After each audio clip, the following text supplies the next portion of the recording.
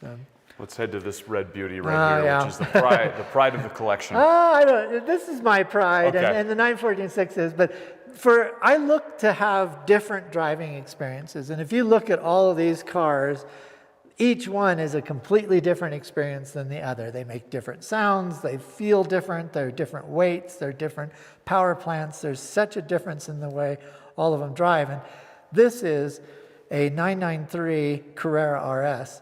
And this is the last of the air-cooled. Yes. Yeah, last of the air-cooled 911s. And the RSs have become so special to us from 1973 of the first Carrera RSs to now this car in 1995. So this is the last of the air-cooled.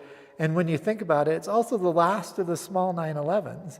So the experience of this is like a little bulldog, you know, it's on the ground and it just is so visceral in the experience because this is also one of the 227 of these built as club sport cars.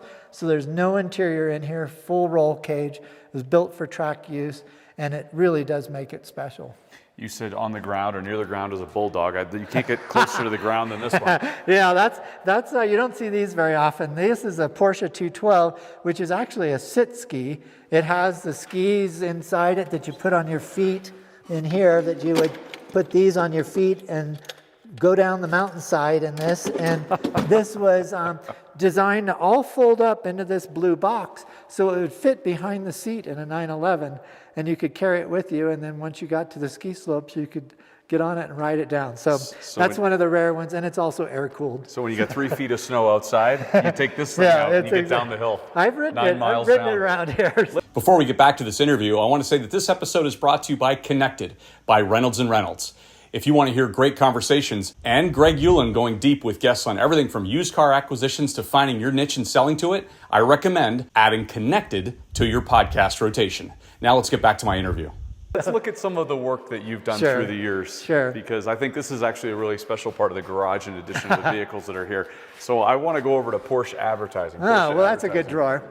Yeah, so, you know, I have had the honor, truly, of shooting so many of Porsche's advertisements through the years, which has been both print ads. This was even a billboard for a while. There's been brochures that I've done, all these kind of things. But it was a golden era of advertising and great headlines and just great moments of cars. And it was just a special time. And to be a part of that with a brand that I have loved for so long, in a time where they were writing great headlines and building great cars at the same time. So this represents kind of all of my Porsche advertising. And iconic, by the way. This was in the back of Seinfeld's episodes. That was up in his apartment there for a while. But, you know, I also shot the majority of the BMW advertising in the 80s. Yep. And so the whole drawer represents so much of the things that I've done. And then it also takes me to all my film work and the different slates that I had through the years. And this was a very special one that you and I talked about. They had one of the best slates. So. Oh, my goodness. It was really, really fun. And you mentioned the first job. There it is. There's the first slate. And, you know, my crew was so special to me and still is so special to me. And that was my first job. And these guys all signed my slate. So very special. Amazing. Yeah. So let's go over to